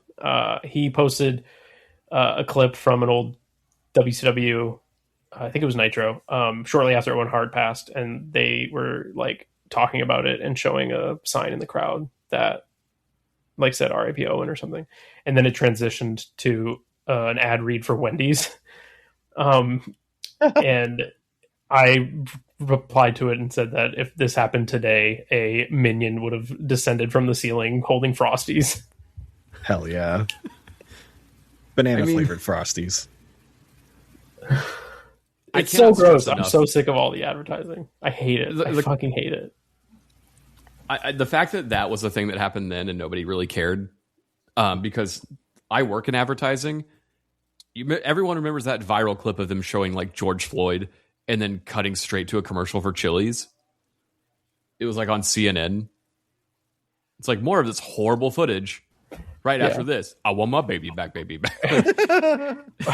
Or like the DeMar Hamlin, my industry, like into Burger King commercials.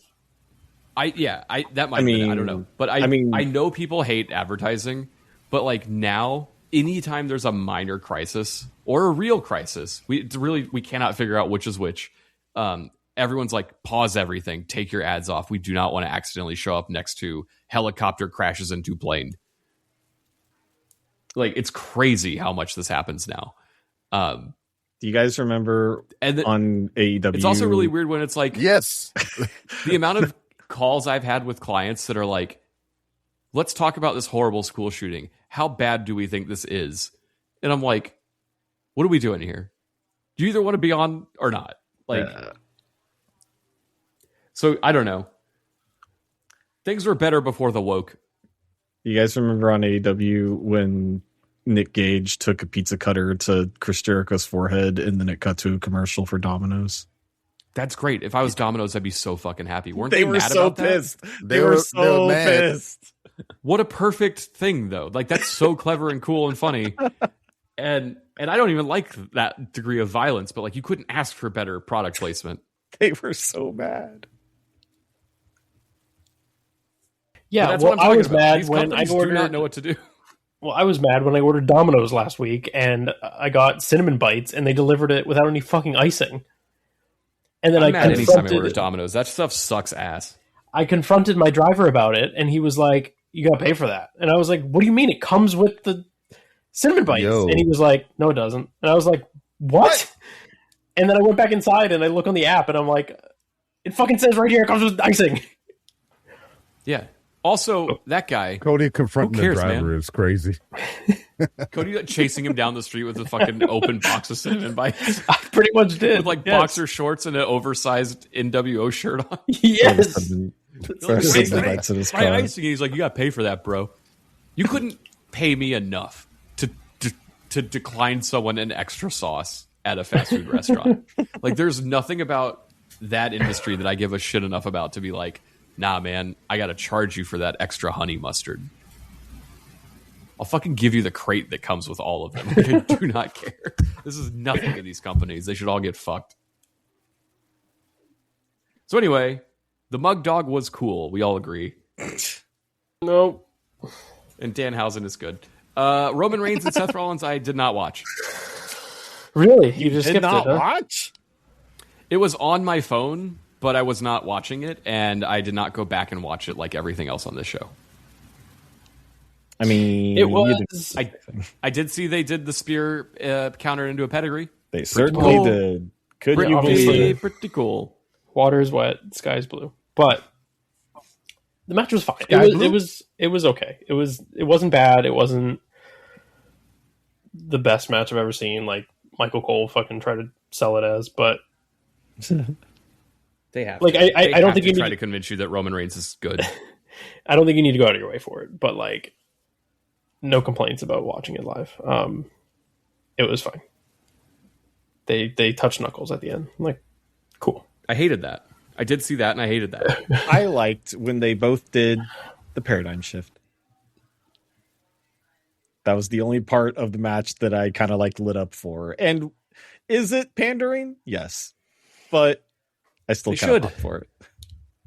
They should pander. You didn't like the shield chair? You didn't like the chair? My wife was He overcame his watching. demons. My wife was in the room when that was happening, and even with her very limited knowledge of all of this, she went, "Oh, they're doing the chair again, huh?" Just like very unimpressed by it. Yeah, she's not wrong. That don't impress me much. I just can't care about this. I paid attention to the end because I thought that Oba was going to show up, but they're just going to keep edging us on that one.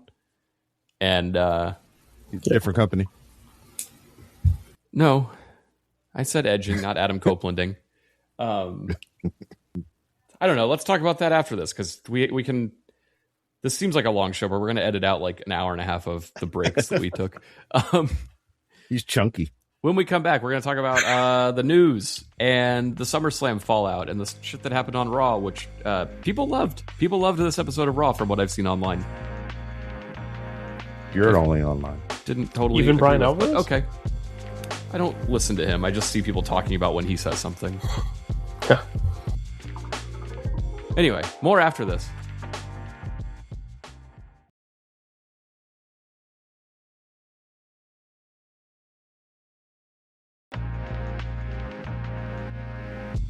And we're back. Thank you for making it this far on this journey with us. But it's our final segment. We talked about the big events from the past couple of weeks, and now we're going to talk about some of the fallout, some of the news coming through the pipeline. Oh, wait a minute! I've got a stack of news right here for you all. Where is it? I thought you said you had a sound effect that you were going to play. Yeah, it's in the return to break. It already played. Oh, okay, great. Oh, okay. Yeah, there we go. All right, movie magic. Anyway, People are going to go back and listen to old episodes and be like, wow, he played a different sound effect every time. Well, there goes the pain. Brock Lesnar was on the Pat McAfee show after SummerSlam, and announced that he is officially retired. Paul, you mentioned earlier you don't think he is, but I think he seemed pretty serious about it. Sure, but his job is actor. Well, no, his job is wrestler. Well, his job was podcaster. No. Brock. Pat McAfee didn't say he was retired. Brock said he was retired. Yeah, I said what I said. Pat McAfee should come back. Nah, No, I'm good. I'm good. He should come back as Randy Orton's manager and Question commentator. Does he go into the Hall of Fame this year, or do they wait till Pat next McAfee? year? Yeah, I think you could put him in. Nope. Brock Lesnar. I think he goes in 2027. Where do you do the Hall of Fame this year? Do they actually do a ceremony in Saudi Arabia?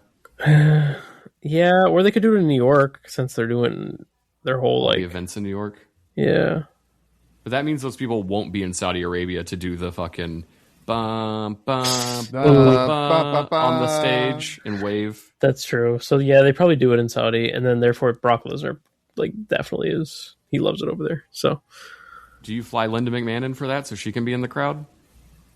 That fucking cunt. That's the only time. Noah? That's the only time that I will not object.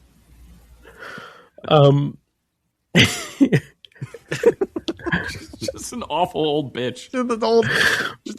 Terrible. hey, if we ran like a YouTube channel, we would definitely would have a YouTube video that was like, who's the bigger cunt, Jean Grey or Linda McMahon? With it's just like AI generated. AI generated faces being shocked in the corner. Yes, yeah. I saw a reel of some guy in the crowd when Linda and Stephanie walked by because they were like watching a match or something, and like some guy was like, Linda, we miss you. And I'm like, what the fuck? She's around. She's fucking you up all the time. She's ruining your kids. Like, she's a monster. I would have gotten kicked out of SummerSlam for saying, Linda, you're a cunt. Right to her fucking face. That's. Did you just give your Vince McMahon impersonation? No, it's just how I feel deep down. So yeah, Brock Lesnar's probably retired. Yeah, good, but maybe not. Who inducts him? Paul Heyman, right? It's gonna be. It has to be. Yeah. It has to be Heyman. Though I would love if Kurt Angle were there to talk. I don't know, man. It's such a shame what Lesnar became in his kind of final years, but at one point he really was my favorite wrestler.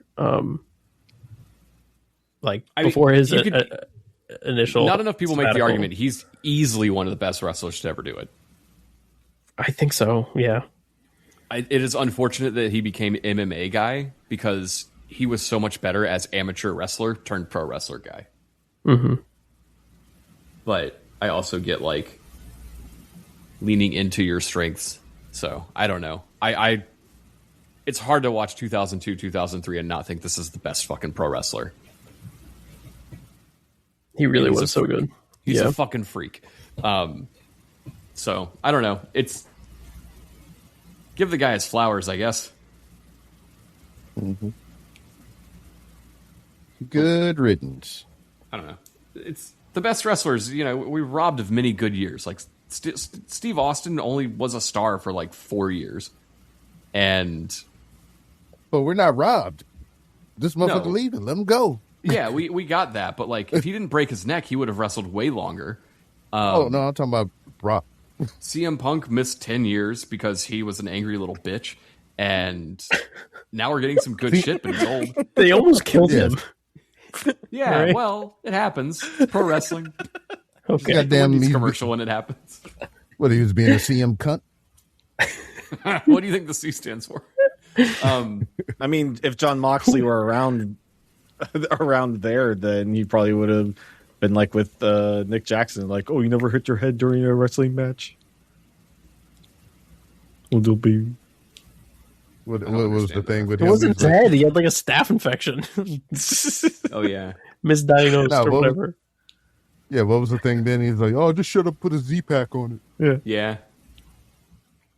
Well, just that. Brock then had to do his shit, like, because he left pissed off. I'm like, man, 2000s could have been way better if he wasn't pissed and left for UFC. I don't even know. Was he ever pissed, or was he just he wanted to do other things? Because he tried to go do football first. I think he was mad, like, and then he did the middle finger shit at Mania. Like, I think there was a bigger story there. I do not remember at the time. I think he was just burnt out from what I remember, but I don't know. We like genuinely never got Brock Lesnar versus Batista ever. That's crazy. That's and that was the thing that should have happened at the time. Yeah, it should have happened when Batista came back in like 2014. Yeah, they should have fucking done it. Just hotshot that. Like, the random dream matches that never happened, like Shawn Michaels and The Rock and Sting and Undertaker and Brock and Batista. It's crazy. Yeah. And they all had opportunities to do it, and they just never did it. Eddie and Dominic. We were really robbed of a good Eddie Guerrero senior run. What else is in the news, Cody? Well, we're not robbed of any big Cass dream matches because he's back. God damn it. What happened? Where's Enzo? What happened? I can probably tell you what happened. I have a hunch as to what happened. I don't think Enzo was ever coming back. No shit. Yeah, I think he kind of played things a little bit. I don't think he wants back there. But I don't think Enzo is ever coming back, but I also do not see how you look at Big Cass's run in the learning tree and say, we got to get this guy. I was going to say, like, is he a draw? We have to pull him away. There's nothing... Big Cass is like Test if you liked Test and also if Big Cass was good, because Test was fucking good. Hey, I was going to say, hold on. I like Test. Test is amazing. Big Cass is not. Hang on. I like Big Bill. Big fan of Big Bill. All right, then I expect you to tune into Raw every week and bring us Noah's Big Cass Corner. That's fine. Noah's Big Cass Corner of the week. Unless he makes his way into the Raw top 10. I will. I don't know. I assume he did this week, right? Yeah, I think so. That's how I saw he. Him. I don't know. I will say that I do think he improved a lot. In his time away. I saw glimpses of him in clips of him in TNA where he was doing some interesting stuff, and despite all the learning tree stuff, like, he was pretty good in his role in AEW. It just wasn't much, which is why, to Paul's point, like, why did they seek him out? I think it's because they wanted him and they wanted the package deal, and half the package fell off the truck, let's just say, and now they're kind of stuck with Big Cass. So I don't think Enzo was ever supposed to be part of the deal. I think it was always just Big Cass. Even the hype videos. Like, but that's crazy. We got excited about it. Why would they do that? Stupid marks. But that's the reality. That's the thing. The only people that I feel like are excited are freaks. Yeah, Paul. No one's excited about Big Cass. They're excited about Enzo and Cass. But we're not getting it because that's a babyface group. And this guy debuted as a heel, attacking Javon, who is awesome and the crowd loves. So, like, I don't know what, like, this reminds me of when they brought back Baron Corbin 2 weeks ago and nobody ever talked about it, because why did you bring him back? I thought if Baron Corbin was going to be Baronhausen, fine. They brought him back as Baron Corbin. Yeah, and they just won the title at SummerSlam. Yeah, he stole the title from Trick Williams. These are not interesting. Big Cass and Baron Corbin are not interesting characters. Big Cass and Enzo are interesting characters. Baronhausen put those two together could be funny. Baronhausen. We didn't get either of those. I want Big Cass and Corbin together now. Yeah, me too. In the unemployment line. I don't even hate Baron Corbin, but like, these are just like generic tall white guys. They're not that interesting. It's just I don't understand Triple H or whoever's doing this that like keeps signing these acts, and then it feels like it's like, okay, and then what? Like, okay, you got them. Are you going to do anything with them? Like, sure, yeah, Baron Corbin just won the U.S. title, but like, is he going to do anything interesting with it? Time will tell, I guess. No. But You know what was funny though? So Trick just lost the title, but he was here in Houston doing all the press for SummerSlam. I mean not SummerSlam, Survivor Series for Houston. You know, I was like, damn, y'all just let this dude get his ass whipped and have him do the press tour too, huh? Yeah, and then send him to 112 degree Houston. What a punishment. Yeah. I do think it's also interesting that Big Cass debuted or returned on Raw, and Corey Graves did not say a single word during his return. Oh yeah, is there like heat there or something? Absolutely. Corey Graves also kind of a bitch though. Sure, but Big Cass did allegedly do some bad things to his wife, so valid. Fair to be a bitch, but also kind of a bitch though. But also, why would you put him on the show with Corey Graves then? Right? Yeah, that's very interesting. Now they have to share a locker room. Yeah, even Carmella posted like on Instagram, saying like she's very proud of her husband and that he's a very like strong man, and I'm sure he's a great guy. Yeah, welcome to the wrestling biz, baby. Very professional. That was what she said about him. If you can't say anything nice, give us some show intros when he starts wrestling. I hope that he spends the entire time calling his matches like, Big Cass can hit the cleanest big boot you've ever seen. And he's like, yeah, didn't get all of it, piece of shit. like just be a fucking angry guy. Instead of calling him Big Cass, he calls him Big Cunt.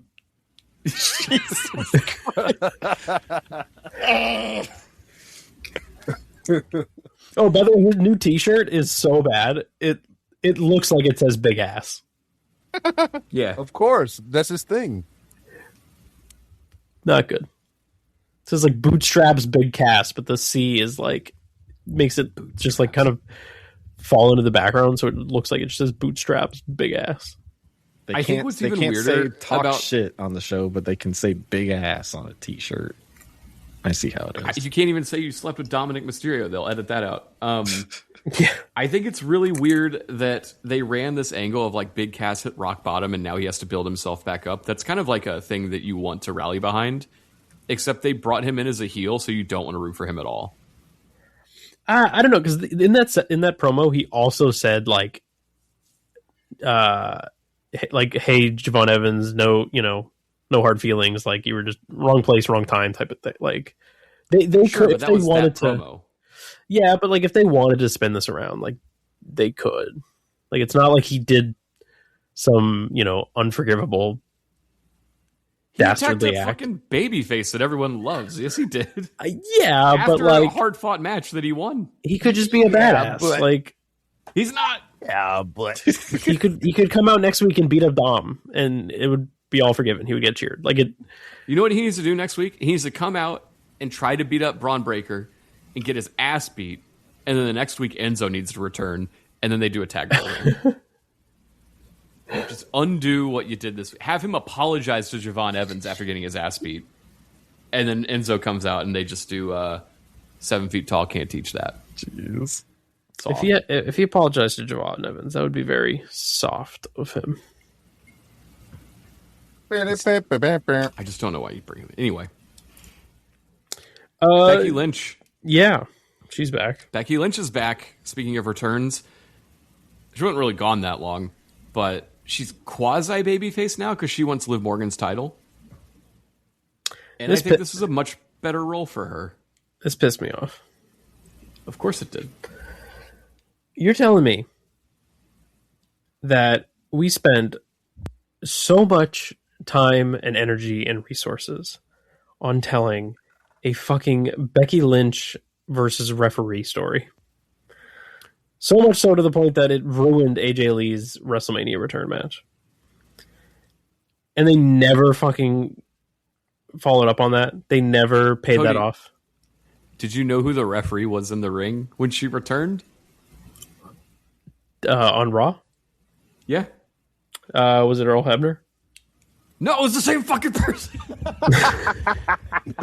They just scrapped this referee storyline.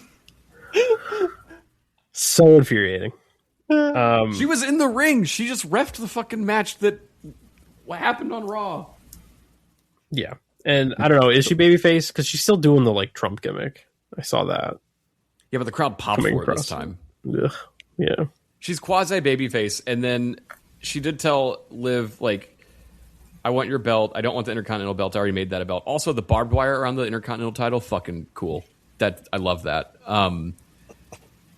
She's like, I want your title. I already made that one. Also, things are about to get way worse for you. And Liv is like, ha ha, and walked away. And then, and I'm like, why would she say that? Only to, like, surely there's more. Because I assume when she said that, they were going to hit the music and Stephanie Vaquero was going to return. But they let Liv get all the way up the ramp before that happened. And Stephanie Vaquero's back. And crowd chanted, holy shit. I loved this for the same reasons B-Rob hated it. This was great. And then the stare down with her and Becky, like, that's a match. I hope so. I'm excited to see where this goes. Like, now that the people are around for Liv Morgan to have something to do, I'm very excited about it. Stephanie Vaquero looked great, of course. I can't imagine that not being the case. Yeah. Yeah. Speaking of who saw this dog shit promo from LA Knight on Raw? I didn't think it was that bad. It was pretty bad. Maybe I need to watch it again. I didn't think it was that bad. He's just not At least good. The top 10 Raw made it seem pretty bad.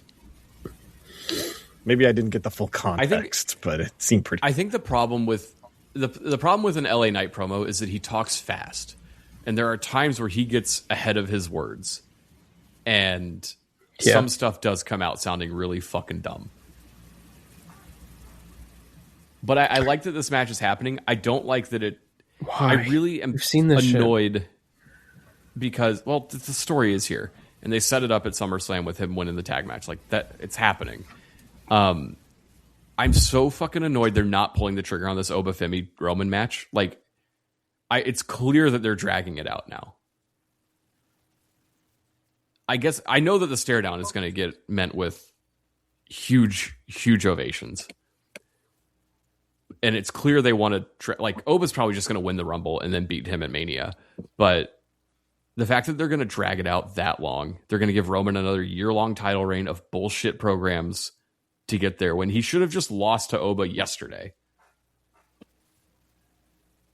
It sucks because now Oba has to dick around with Braun Breaker. Like, this is just a waste of Oba's time. It's a waste of my time. It's a waste of you guys' time.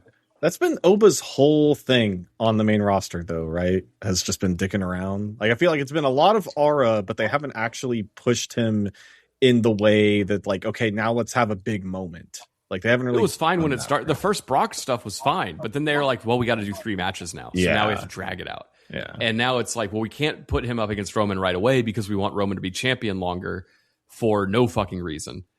And, like, just fucking strap up Oba and let's get going. Do something. Here's the thing. Oba could break his leg tomorrow. Now what? Like, you're going to drag this out because you think you're going to get a Mania moment. Roman Reigns could wrestle that match that he's supposed to have on Raw and hurt himself. And now you got a big, like, I get it, but also, like, move faster. And this is the thing. Please. I didn't get to talk about this because I was out for the last 2 weeks. But this is a problem with Triple H booking. And I generally think Triple H booking is fine. But even when he was booking NXT, people forget that the week-to-week was boring as shit. And it was all propped up by tremendous takeover events. And this is kind of the same thing. It is dragging out until the next thing. Like, he's a tentpole. He books to tentpole events. And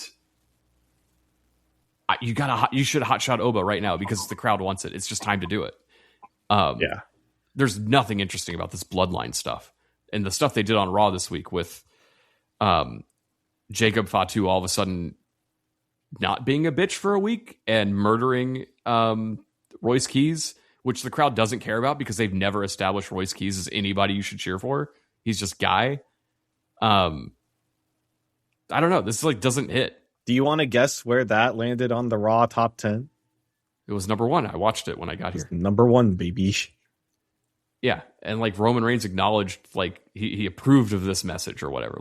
Okay, Jacob Fatu is your fucking killer, but let's start this program with Jacob Fatu and Oba then. Have him start running through the bloodline now so we're getting there. But instead he's getting detoured with the fucking Vision, which, no. I'm sure Braun and Oba will be a fun match, but Braun Breaker's not winning that match. He has no business winning that match. And that's going to hurt him in the process. Yeah. But we had to have Braun lose to set up Seth for Roman, and now we have to have Braun lose to set up Oba for Roman. Poor Braun, man. Good luck, Chuck.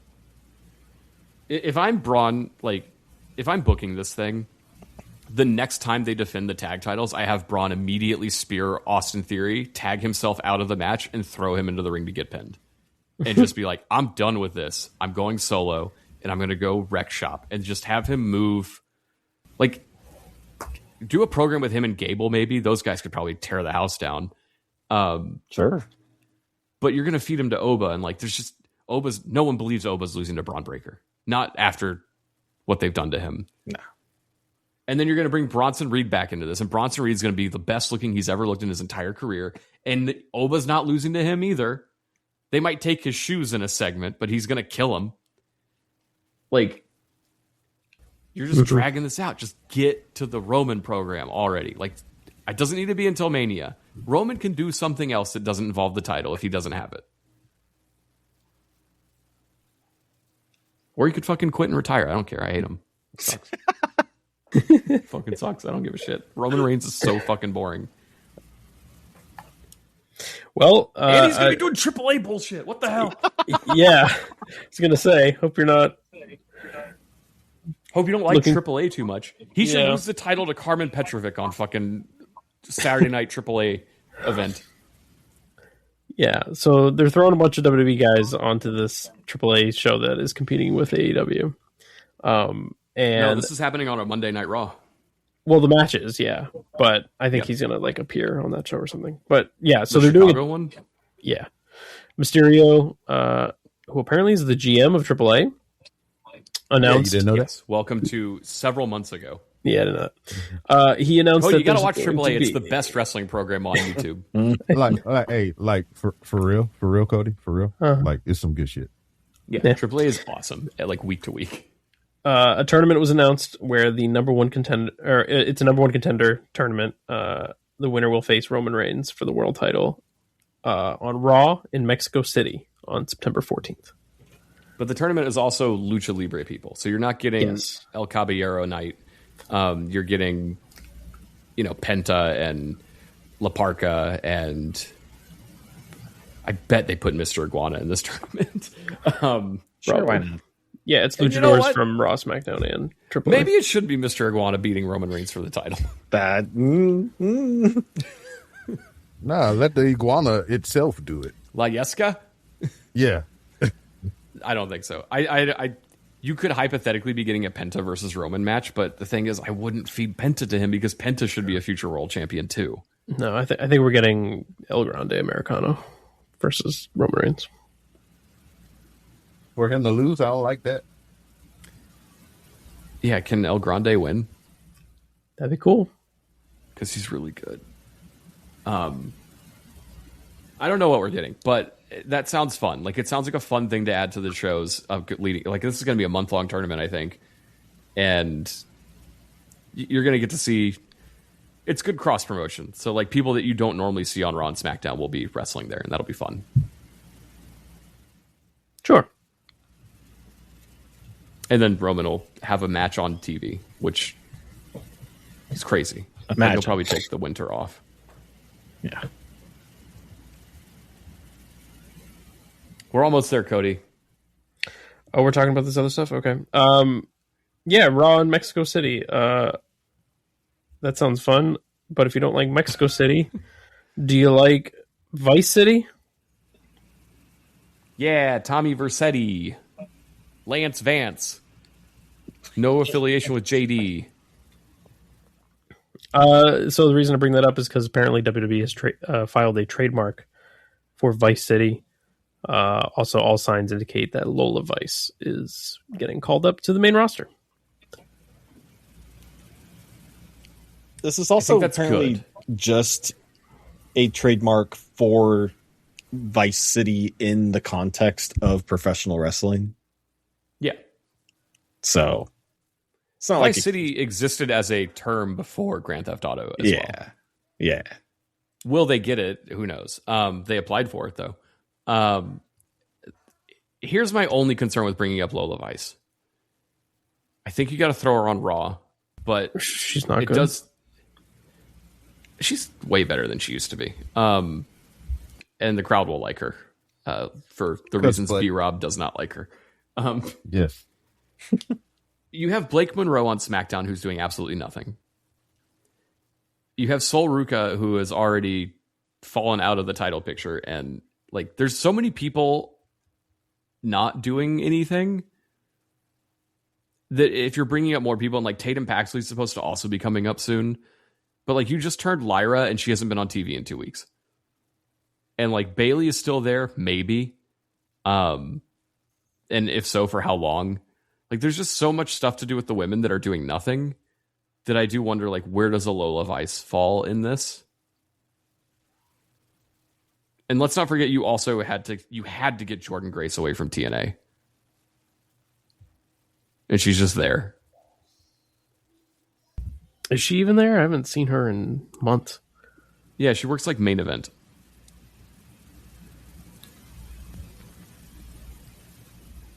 And I know they're not doing anything with what's her butt from American Alpha or American Made. But like, that girl's good and jacked. Ivy Nile. Yeah, Ivy Nile, who just won like a bodybuilding contest or something. Like, they have so many people they're not doing anything with. And yes, Lola does need to leave NXT, and so does Tatum. But also, they ain't got room, or at least they're not booking people like they got room. It's very odd.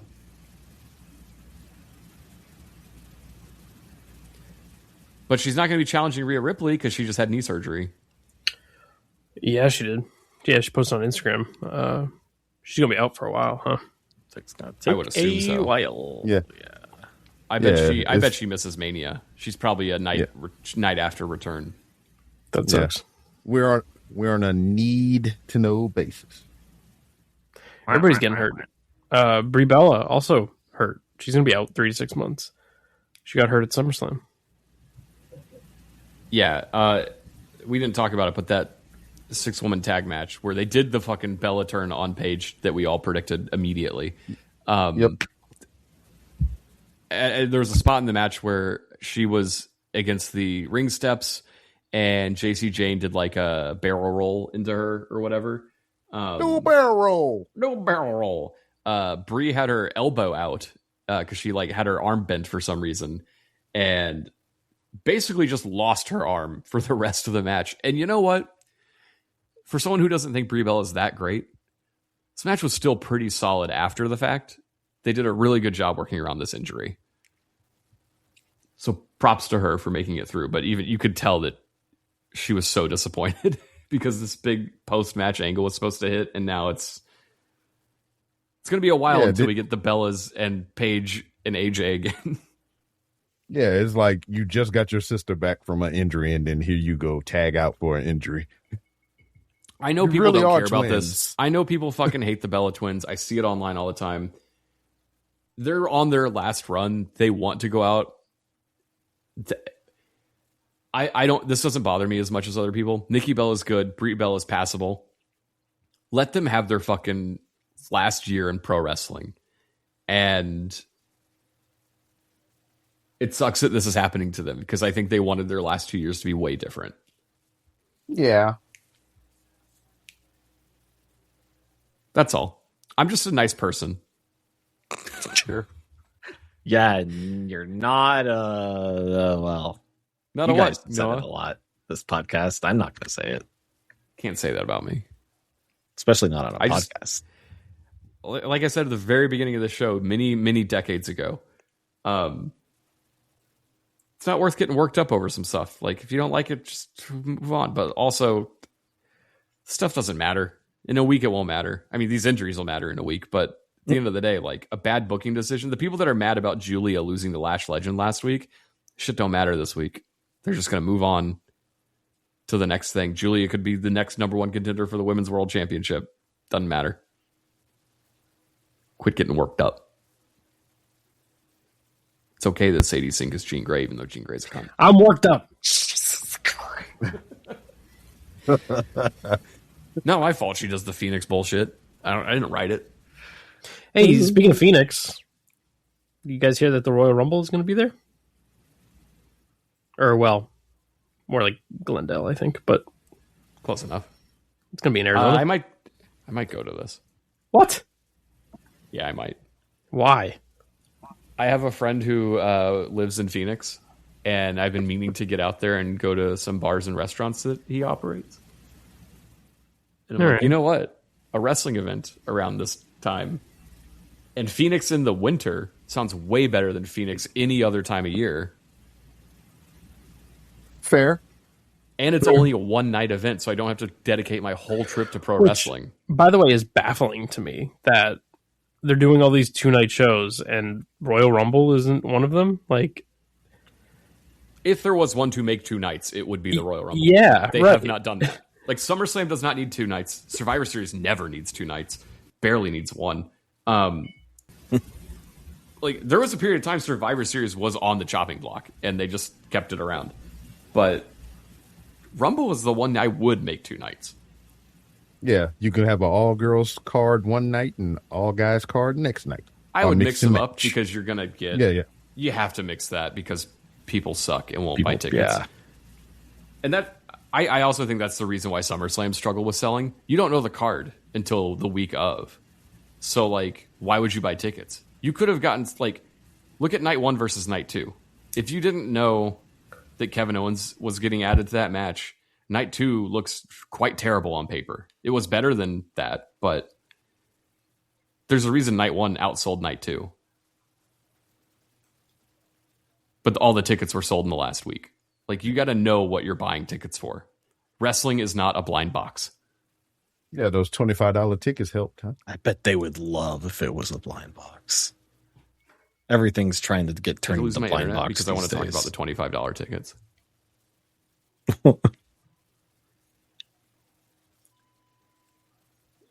It's everyone was complaining that tickets were too expensive, and the moment they're not, people are mad about that too. Why were they mad? I don't know. They're like, look at them. They lowered their prices, stupid fucking idiots. Well, Okay, did you yeah, want them lower or not?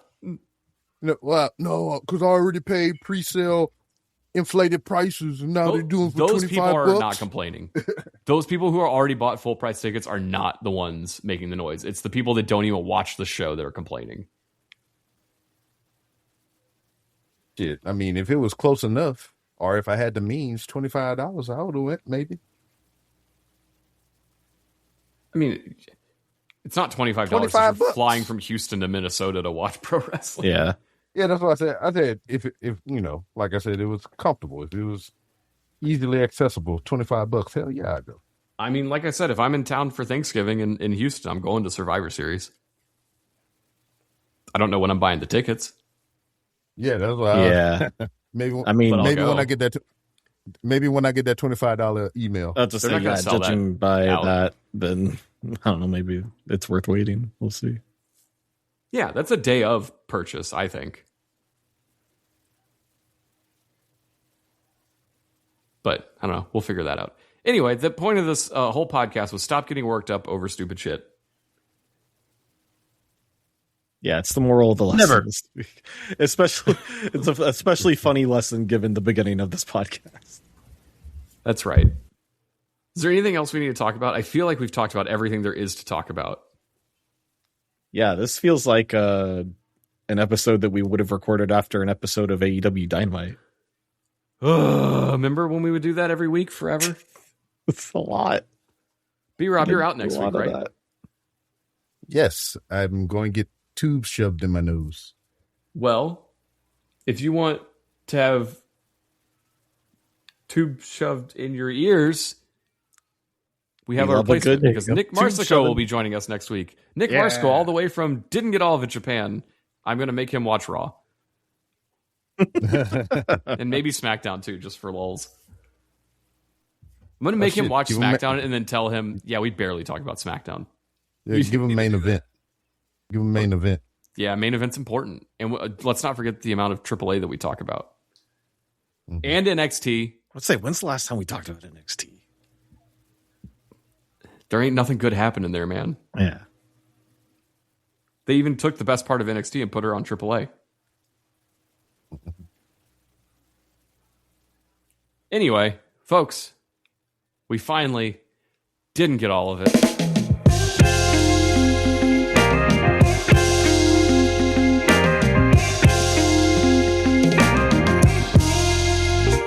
But we'll try again next week. For myself and Noah and B-Rob and Cody, thank you for joining us. Thank you for coming back, even though we were out for a whole week. I hope you enjoyed Spider-Man. And if you didn't, I hope you shut up. You've been listening to a Fatal 4 podcast. Subscribe today wherever you get your podcasts. And visit fatal4pod.com for more episodes, merchandise, and info on the Patreon.